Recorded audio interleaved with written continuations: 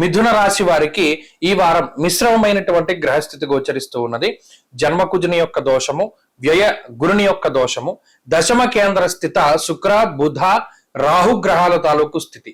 ఇందులో ఒక రాహుగ్రహం మినహాయించి మిగతా గ్రహాలన్నీ మిశ్రమమైనటువంటి ఫలదాతలే. అలాగే ఈ వారంలో ఉండేటువంటి చంద్రబలంతో కలుపుకుని 2 గ్రహాల యొక్క అనుకూలత మాత్రమే కనబడుతూ ఉన్నది. స్వశక్తి అనేటువంటిది చాలా ముఖ్యము. ఏదైనా ఒక పని చేయాలి అంటే మీ సొంత శక్తిని గాని సొంత తెలివితేటలను గాని నమ్ముకుని ముందుకు వెళుతూ ఉండాలి. అంతేగాక ఇతరులపై ఆధారపడేటువంటి జీవన విధానాన్ని ఎంత తక్కువగా మన దగ్గర అలవరుచుకుంటే అంత మంచిది.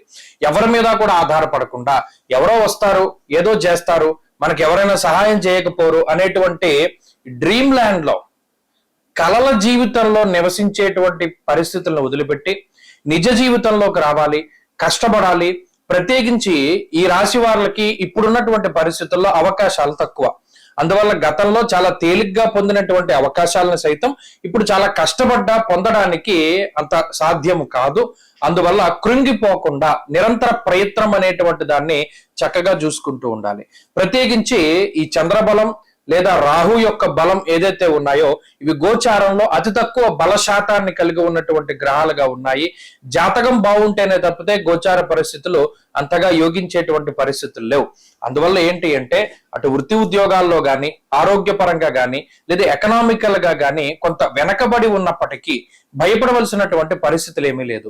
ప్రత్యేకించి కుజుడు జన్మరాశి స్థిత గ్రహంగా ఉన్నప్పుడు ఒక రకమైనటువంటి భావోద్వేగాలకి లోనయ్యేటువంటి పరిస్థితులను కలగజేస్తారు.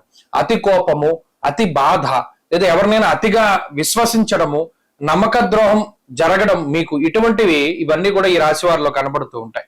అందువల్ల ఎవరిని నమ్మకూడదు. ప్రత్యేకించి ఏదైనా ఒక పని తొందరగా పూర్తవ్వాలి అనేటువంటి పిడివాదన కూడా వదులుకోవాలి. ప్రయత్నం చేయాలి, దాని గురించి కష్టపడాలి, దాని యొక్క ప్రతిఫలం కోసం వేచి చూడాలి తప్పితే ఇది మనకు రాదు లేదా ఎంతసేపు పనిచేసినా ఒకటే అనేటువంటి మాటల్ని పక్కన పెట్టాలి. ఎంతసేపు శ్రమ, ఎంతసేపు ప్రయత్నము, ఈ 2 మిథున రాశి వారికి ఉంటే ఈ వారంలో మంచి ఫలితాలని సాధించగలుగుతారు. గ్రహస్థితి అనుకూలంగా లేనప్పుడు ఓపిక, సహనం అనేటువంటిది కూడా చాలా ముఖ్యము. అందువల్ల ఈ విషయాలను చాలా దృష్టిలో పెట్టుకుని ముందుకు వెళుతూ ఉండాలి. ఈ వారంలో మరిన్ని అనుకూలమైనటువంటి ఫలితాలని ఈ రాశి వారు సాధించడానికై లక్ష్మీ నృసింహ కరావలంబ స్తోత్రాన్ని పఠిస్తూ ఉండడం చెప్పదగినటువంటి సూచన. ఈ వారంలో కలిసొచ్చేటువంటి రోజు మంగళవారంగా చెప్పవచ్చును. అదృష్ట సంఖ్య 2, అదృష్ట వర్ణము లేత ఎరుపు రంగు.